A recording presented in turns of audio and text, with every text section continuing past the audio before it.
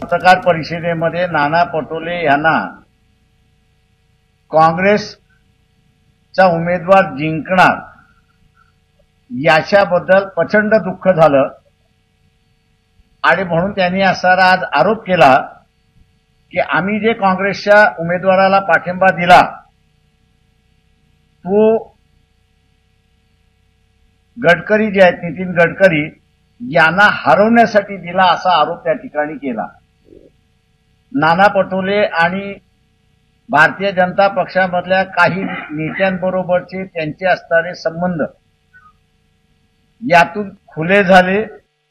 विशेष करून नांदेडमधला उमेदवार काँग्रेस पक्षाचा की हे उमेदवार आठवड्यातून 3 दिवस डायलिसिसवरती आहेत, याचाच अर्थ ते फिरू शकत नाहीत अशी परिस्थिती आहे।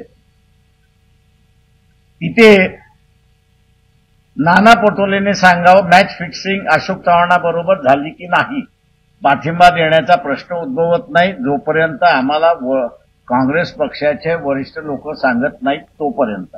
महाराष्ट्रातील ताज्या बातम्यांसाठी बघत रहा टाइम्स टुडे 18 न्यूज। सोबतच शेअर करा, सबस्क्राईब करा आणि बेल आयकॉन